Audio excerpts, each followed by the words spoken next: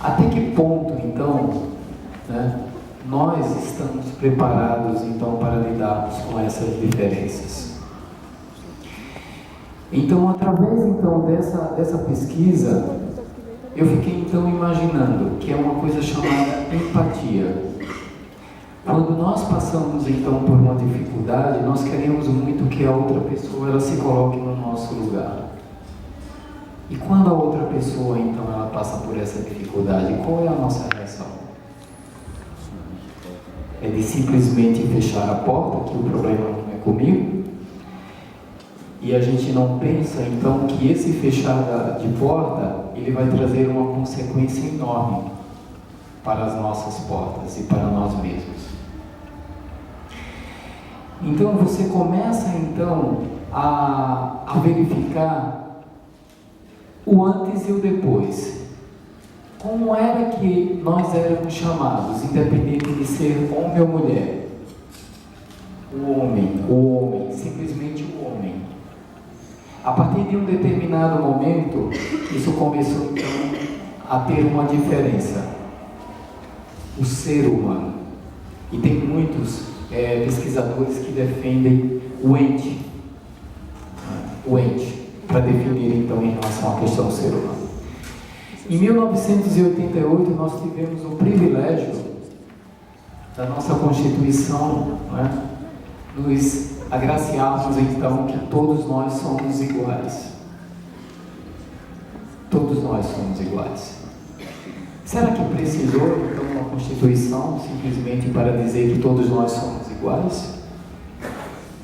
Será que os nossos valores, através então do conhecimento, através da nossa educação, do que a sociedade então impõe para todos nós, que nós já não deveríamos então ter nascido com esse conceito? Que independente de você ter R$1 e o outro ter 1 milhão, o valor então é igual?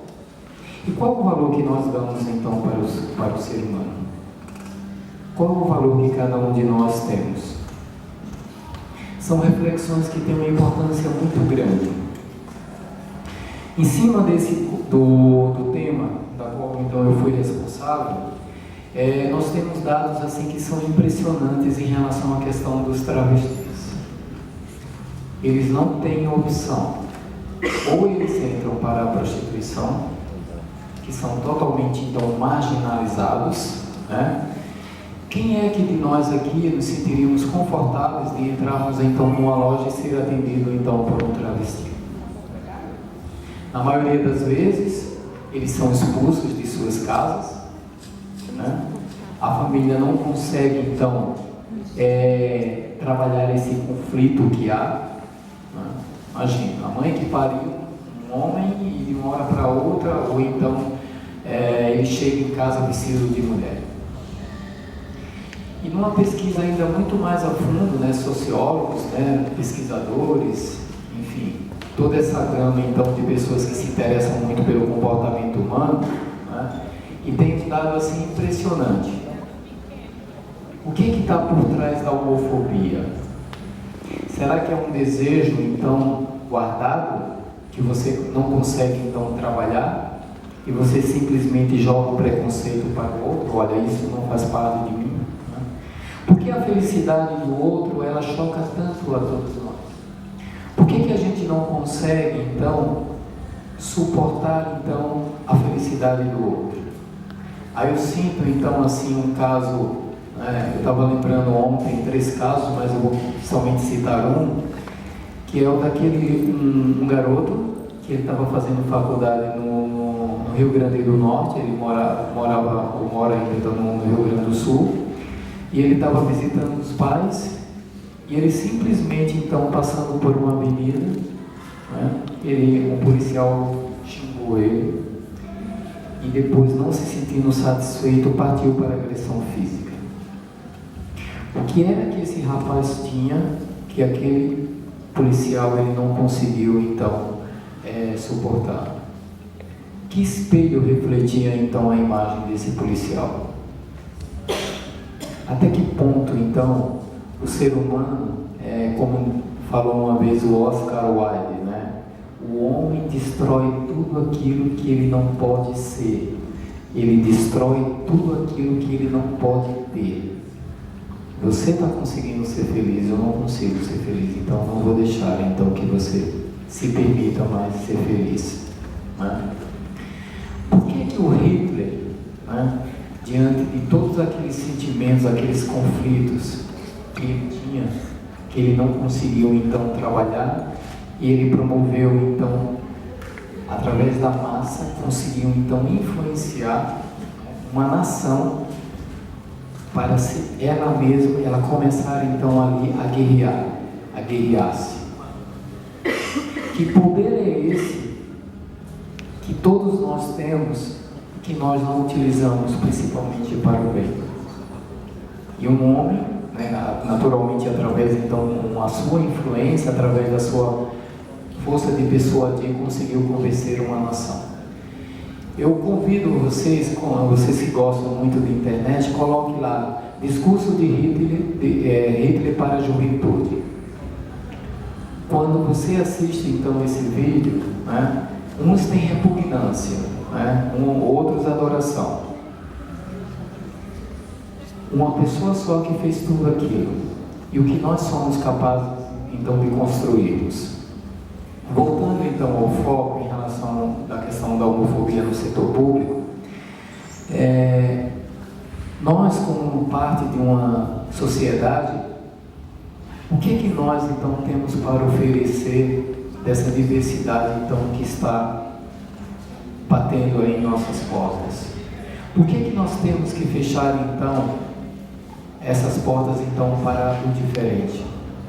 Para aquilo que a gente não começou ainda um trabalho, para aquilo que a gente não encara ainda de frente, e a gente fica simplesmente empurrando então essa poeira para debaixo do tapete, ou até mesmo para a conta do vizinho. Olha, isso aqui não está na minha porta. E quando chega então em nossa porta, qual é a nossa reação diante de tudo isso? Por que duas mulheres não podem então ser felizes?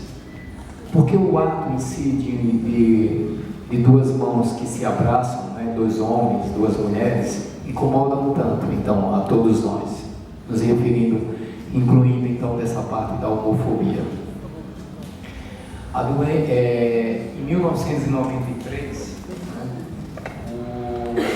os dados em relação que a homossexualidade ela foi tirada, né, como uma doença. Os fóruns que aconteceram tiveram uma importância muito grande em relação com reflexão do que nós somos. Olha, é uma sociedade que não está pronta para as diferenças. Através de toda essa luta, nós temos resultados assim gratificantes. Ter tirado principalmente essa homossexualidade, né, como uma doença, né, porque antes era tratado como uma doença, infelizmente, né, e dos fóruns que aconteceram, né, Santiago, Beijing e outros mais que trouxeram então a reflexão. Então, dos benefícios que nós temos hoje, tem uma reflexão e uma luta muito grande então de pessoas engajadas. Aí então eu trago um questionamento: o que é que nós estamos engajados daquilo que nós estamos insatisfeitos? Porque hoje, né, aparentemente, o problema ele não é meu, ele é só do vizinho. E quando for um filho meu, quando for um parente, quando for o meu pai, como é que eu vou reagir? São discussões assim bastante pertinentes, né? Eu gostaria muito, né, através então um pouco então da reflexão, de trazer então essa discussão então para vocês, para que a gente possa aproveitar mais o tempo em cima das informações do que eu tenho, ou até mesmo aqui dos meus colegas aqui da mesa, para nós então gerarmos então esse debate, para não ficar aqui um monólogo. O que se passa? Isso é para falar. Quem gostaria então de trazer então através da reflexão que eu tentei trazer aqui para a gente diálogo.